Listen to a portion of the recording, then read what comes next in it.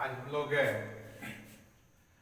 Globalisation and the Indian economy में जो rest part है उस पर चर्चा करेंगे। जैसा कि हम कल भी चर्चा किए थे कि ग्लोबलाइजेशन, प्राइवेटाइजेशन एंड लिबरलाइजेशन, और ग्लोबलाइजेशन, लिबरलाइजेशन एंड प्राइवेटाइजेशन जो तीन वर्ड्स है, इस पर हम लोग क्रमशः बारी बारी से चर्चा किए हैं और करेंगे। तो कल हम लोगों ने देखा कि जब हम घरेलू अर्थव्यवस्था को, घरेलू मार्केट को हम जब विश्व के मार्केट के साथ जुड़ने का कार्य करते हैं तो सरकार की ऐसी नीति को हम ग्लोबलाइजेशन के नाम से जानते हैं। और इसके ढेर सारे गुण भी हैं, कुछ त्रुटियां भी हैं, तो हम उस पर बाद में चर्चा करेंगे।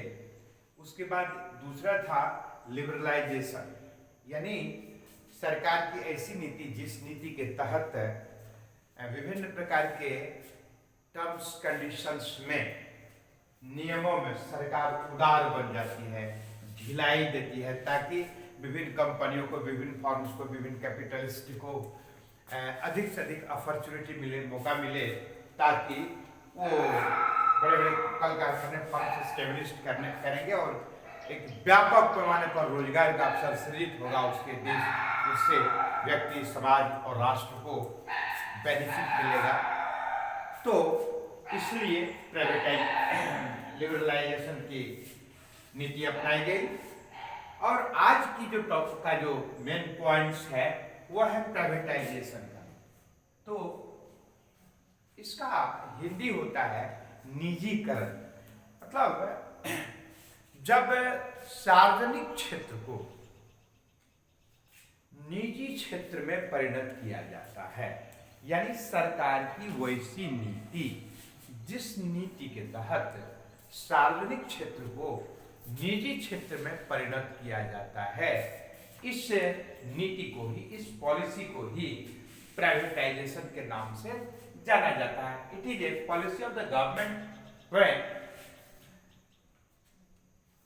public sectors are converted into private sectors. It means to convert almost all sectors which are related to public sector. Here public sectors means government sector. The owner of the society or the government is convert to private or particular person. It is a policy. So that is known as privatization. In another words, it means a transfer of ownership or the management and the control of public sector enterprises to the private sectors. यानी स्वामित्व, मालिकाना हक जो होता है वह व्यक्ति विशेष के हाथ में कर देना। सरकार की ऐसी नीति जिस नीति के तहत व्यक्ति विशेष के हाथ में ऑनरशिप को दे दिया जाना होता है। और ये सामान्यतः सार्वजनिक क्षेत्र के अंतर्गत जो भी विभाग हैं उसमें से अधिकांश विभाग को, सरकार की ऐसी नीति भी बन रही है कि आने वाले समय में और भी कई ऐसे विभाग हो सकते हैं, डिपार्टमेंट्स हो सकते हैं, जिस पर गंभीरता से विचार करने के उपरांत उन्हें निजी क्षेत्र में परिणत कर दिया जाए। तो सरकार की इसी पॉलिसी को, इसी नीति को हम निजीकरण के नाम से, प्राइवेटाइजेशन के नाम से जानते हैं। तो अब प्रश्न उठता है कि ऐसा क्यों?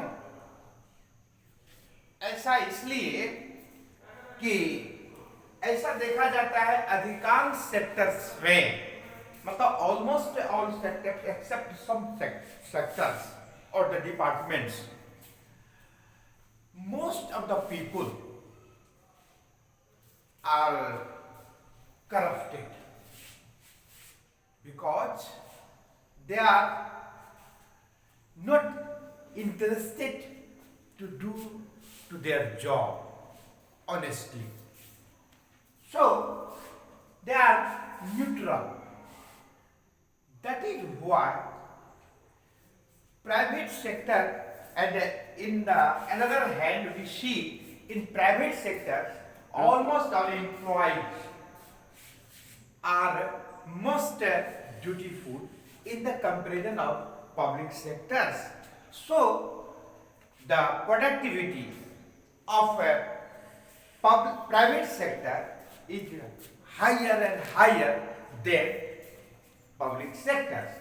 So government is trying to implement this type of policy.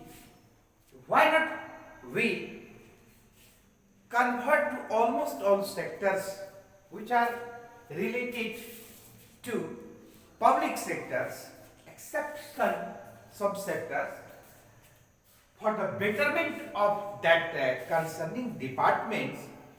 That is why it is necessary nowadays, यानी सरकार देख रही है, अनुभव कर रही है कि सार्वजनिक क्षेत्र में यानी कि सरकारी क्षेत्र में जो भी कार्यरत होते हैं उसमें से बहुत से ऐसे विभाग होते हैं, ऐसे क्षेत्र होते हैं, बहुत से ऐसे एम्प्लॉय होते हैं उसमें जो ईमानदारी पूर्वक कार्य करने से वो जी चुराते हैं और उन्हें यह शंका कभी नहीं बनती है कि यदि हम कम भी काम करेंगे तो भी हमारा पेमेंट, या नहीं भी करेंगे तो भी पेमेंट बनता ही जाता है।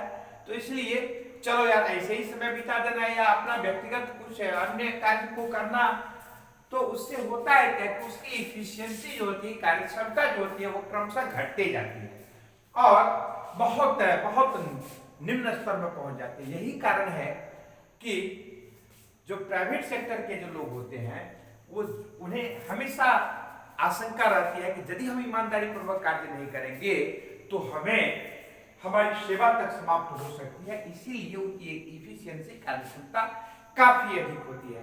यही कारण है कि ऐसी नीति को अपनाने के लिए सरकार को विवश होना पड़ रहा है, क्योंकि इस नीति में ऐसा देखा जाता है कि पब्लिक सेक्टर्स में जो भी रिलेटेड होते हैं वो कार्य के प्रति बहुत उदासीन हो जाते हैं, तो उसको अधिक से अधिक जनरेट करने के लिए, अधिक से अधिक मोबिलाइज करने के लिए, अधिक से अधिक उनको उनकी इफिशियंसी के अनुसार से उनका कार्य हो सके, तो इस प्रकार का भाव जगाने के लिए भी आवश्यक है ताकि वो अधिक दक्षता के साथ कार्य क्षमता के अनुसार से अधिक उनकी वो सक्रिय हो कार्य में, ताकि प्रोडक्टिविटी अधिक हो और उससे व्यक्ति का, परिवार का, समाज का और राष्ट्र का उसमें हित और शुभ निहित है। इसलिए आवश्यक है। इस पर ये बहुत इंटरेस्टिंग पॉइंट्स है, इस पर और भी डिटेल्स में हम जानकारी रख सकते हैं, ले सकते हैं, किंतु अगले दिन की कक्षा में हम इस पर फिर से बात करेंगे। याद रखेंगे कि इसका क्या इम्पैक्ट पड़ेगा आने वाले कालखंड में देश पर, व्यक्ति पर, समाज पर, तो उस पर हम लोग फोकस डालना चाहेंगे। किंतु आज की कक्षा में इतना ही, आप निष्कर्ष के रूप में इतना ही जाने कि सरकार की वैसी नीति, जिस नीति के तहत सार्वजनिक क्षेत्र को, सरकारी क्षेत्र को निजी क्षेत्र में परिणत करने की जो कार्य है, करने का जो कार्य है, ऐसी ही नीति को हम प्राइवेटाइजेशन के नाम से जानते हैं। आज की कक्षा में इतना ही। धन्यवाद।